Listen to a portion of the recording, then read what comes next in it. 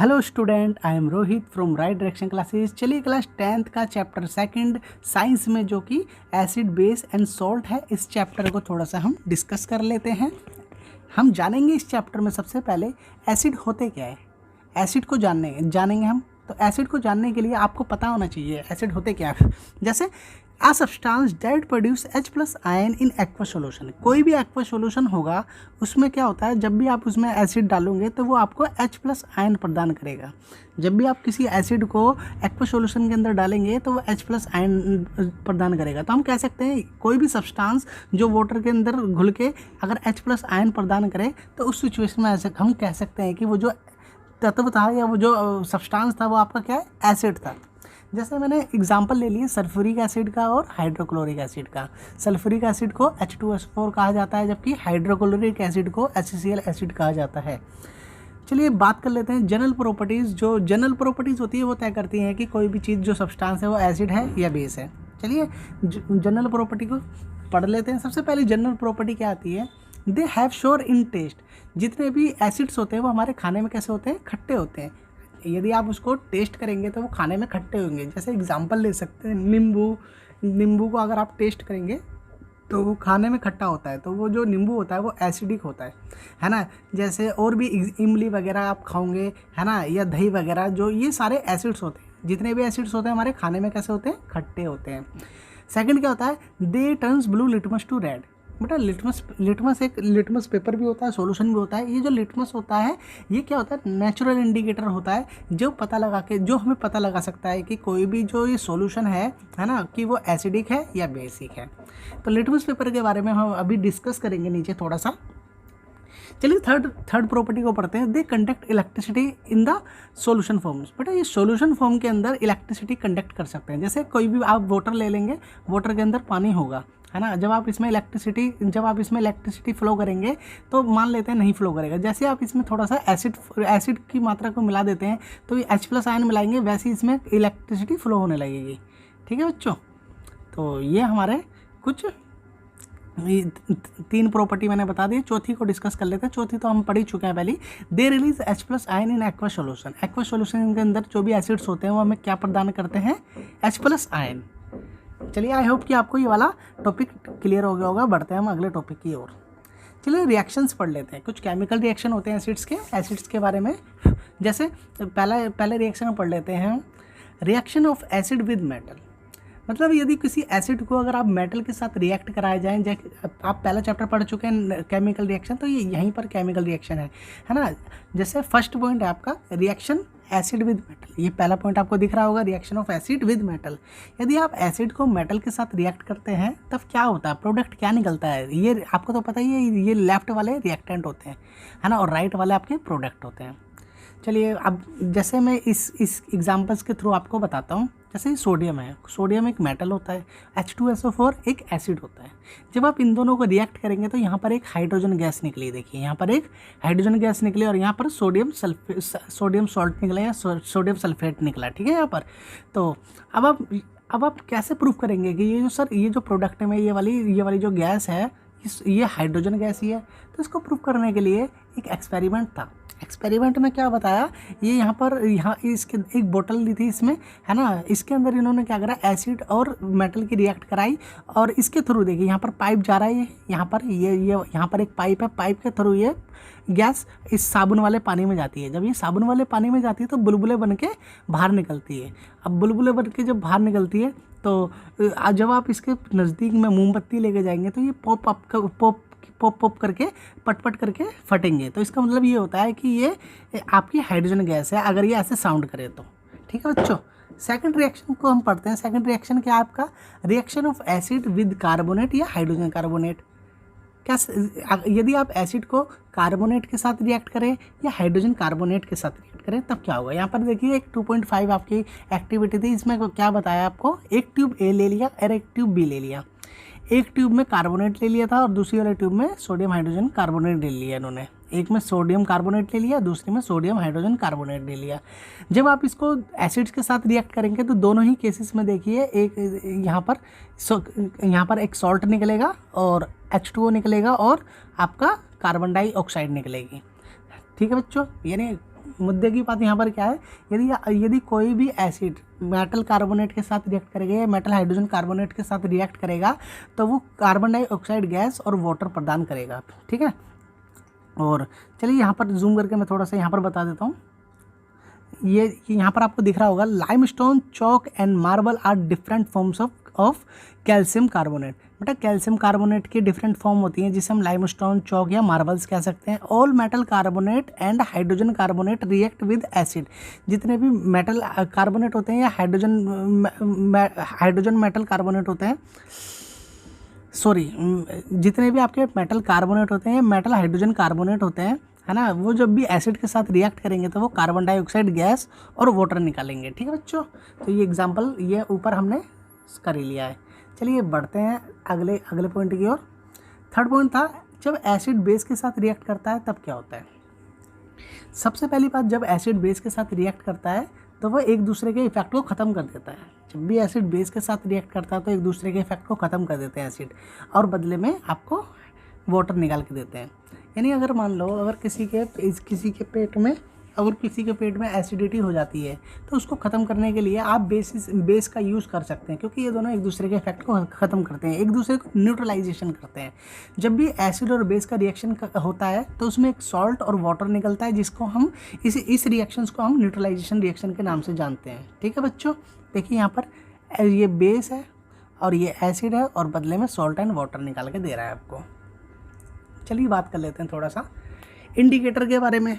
आप कह रहे थे कि सर इंडिकेटर बताओ, चलिए इंडिकेटर जान लेते हैं। इंडिकेटर्स क्या होते हैं। Indicators are substance which indicate to acid और basic nature of the solution by the colour change. बेटा इंडिकेटर कुछ ऐसे सब्सटेंस होते हैं जो एसिड और बेस के नेचर को हमें बताते हैं अपना कलर चेंज करके। जैसे इंडिकेटर को मैंने बता दिया, इंडिकेटर हमें बताते हैं कि कौन सी चीज़ एसिड है और कौन सी चीज़ बेस है ना। अब इंडिकेटर्स के कुछ टाइप भी होते हैं। इंडिकेटर के टाइप कैसे, जैसे एक होता है हमारा नेचुरल इंडिकेटर। नेचुरल इंडिकेटर जो नेचुरली बनाओ का मतलब कि देखिए मैं पढ़ के बताता हूँ आपको। Indicator obtain from natural sources are called natural indicator. बेटा ऐसे कोई से भी इंडिकेटर जो नेचुरल सोर्स से लिए जाते हैं, नेचुरल सोर्स से हम प्राप्त करते हैं, उस इंडिकेटर को हम नेचुरल इंडिकेटर कहते हैं। जैसे litmus, turmeric, red cabbage, China rose, है ना, एटसेट्रा, ये सारे आपके नेचुरल इंडिकेटर है, नेचर से हमने लिए हैं इन्हें, ठीक है।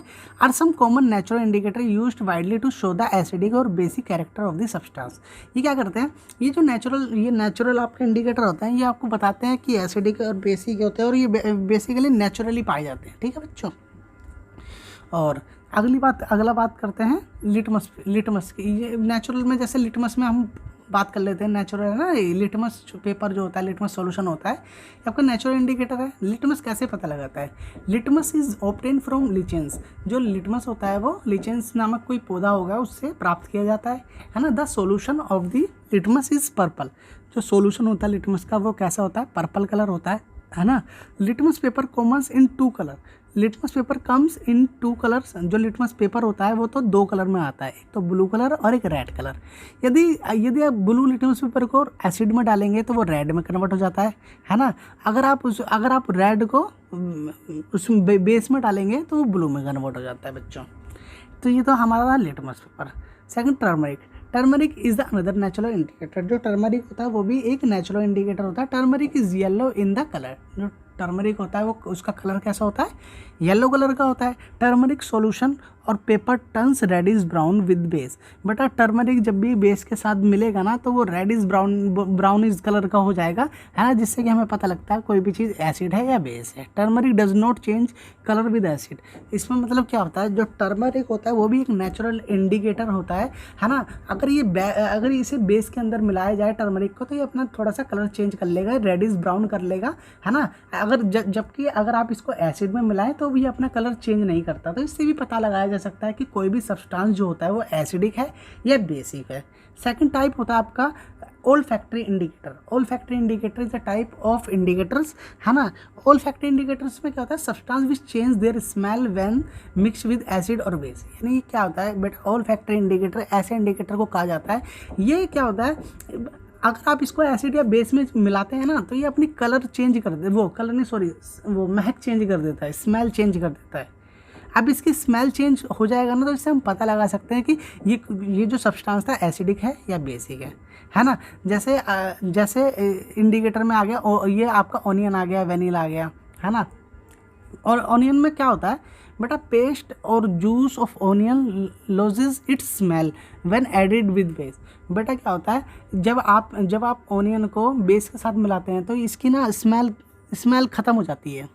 It does not change it's smell with acid, जबकि एसिड के साथ अगर आप इसको मिलाओ तो इसकी स्मेल चेंज नहीं होती है। तो ऑनियन एक तरीके से जुगाड़ बना रखे हैं इन्होंने कि अगर आप ऑनियन के पेस्ट को अगर आप बेस में मिलाते हैं तो उसका जो ऑनियन का स्वाद होता है या जो उसका महक होती है, स्मेल होती है, वो बदल जाती है या ख़त्म हो जाती है। और जबकि अगर आप इसको एसिड में मिलाते हैं तो ये अपनी महक को चेंज नहीं करता है बच्चों, ठीक है। जैसे सेकंड एग्जांपल ओल्फैक्टरी इंडिकेटर का आ गया आपका vanilla.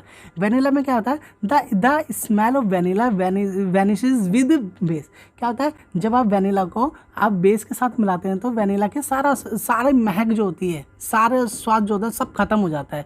But it smell does not vanish with the acid, जबकि एसिड के साथ इसकी स्मेल नहीं विलुप्त होती है। मतलब वेनिला की स्मेल विलुप्त हो जाती है जब इसको बेस में मिलाते हैं, और वेनिला की स्मेल विलुप्त नहीं होती है जब आप उसको एसिड में मिलाते हैं। तो कुछ एक तरीके से जुगाड़ ही समझ सकते हैं हम इसे। चलिए अब बात कर लेते हैं बेस के बारे में। बेस क्या होते हैं? बेसिकली बेस को जानने के लिए वही होता है a substance that produce hydroxide ions in aqua solution. But उसमें तो क्या होता है H+ आयन दे रहा था और इसमें OH- आयन देता है एक्वा सॉल्यूशन के अंदर। ऐसे कोई भी सब्सटेंस जो OH- आयन प्रदान करे इन एक्वा सॉल्यूशन के अंदर, उस स्थिति में हम कह सकते हैं वो जो सब्सटेंस था आपका कैसा था, बेसिक था। ठीक है बच्चों, ज़्यादा तेज तो नहीं हो रहा। चलिए दोबारा से एक बार बेस को दोबारा से पढ़ के सुनाता हूँ। A substance that produce hydroxide ion in aqua solution. क्या होता है, OH- आयन इसमें प्रदान होते हैं जब आप इसको OH- आयन निकलते हैं जब आप इसको एक्वा सॉल्यूशन में मिलाते हैं तो बेटा, ठीक है। चलिए एग्जांपल्स में जैसे सोडियम हाइड्रोक्साइड, ये सोडियम हाइड्रोक्साइड है ना, और ये आपका पोटेशियम हाइड्रोक्साइड, ये जनरली ये आपके बेस होते हैं। इसकी जनरल प्रॉपर्टीज़ के बारे में हम थोड़ी बात कर लेते हैं। General properties of base. Basic कुछ जनरल प्रॉपर्टीज़ होती है। जैसे जनरल प्रॉपर्टी में पहला होता है दे हैव बिटर टेस्ट। इनका जो टेस्ट होता है वो कैसा होता है, कड़वा होता है। जैसे नीम, इसका एग्जांपल भी नीम हो सकता है। जो नीम का रस होता है कड़वा होता है, वो बेसिक होता है। दे आर सोपी टू टच। इसको जब आप टच करोगे तो थोड़ा सा मुलायम लगेगा, साबुन की तरह, साबुनी जैसे सोपी वाटर होता है ना, उस तरीके से लगेगा। They turns red litmus to blue. ये क्या होता है, ब्लू, ये ब्लू लिटमस पेपर को रेड लिटमस पेपर को ब्लू में कन्वर्ट कर देते हैं। जितने भी बेस लिटमस पेपर रेड से ब्लू में कन्वर्ट हो जाता है, इसमें उल्टा होता है उसका, बिल्कुल opposite. They conduct electricity in the solution. ये भी इलेक्ट्रिसिटी कंडक्ट कर सकते हैं, ठीक है। And they release OH- ion in aqua solution. ये क्या था, OH- आयन रिलीज कर सकते हैं एक्वा सॉल्यूशन के अंदर, ठीक है बच्चों। ये देखिए, ये एग्जांपल देखिए, ये इमेज में दिख रहा होगा सोडियम हाइड्रोक्साइड। इसके भी कुछ एग्जांपल्स इसके भी कुछ रिएक्शन होते हैं, केमिकल रिएक्शन। बेटा रिएक्शन विद मेटल्स। जब आप बेस का रिएक्शन किसी मेटल से कराते हैं तब क्या होता है बेटा, उसमें हाइड्रोजन गैस निकलती है। यहाँ पर मैंने दिखाया, यहाँ पर भी हाइड्रोजन गैस निकलती है, ठीक है। ये एग्जाम्पल से आपको समझ आ रहा होगा। सेकंड रिएक्शन पढ़ते हैं, ज़्यादा बड़ा नहीं है, छोटा ही है। Reaction with non metal oxide. यदि आप बेस को नॉन मेटल ऑक्साइड के साथ रिएक्ट करें तब क्या होगा, इसमें वाटर निकलता है बेटा, ठीक है बेटा।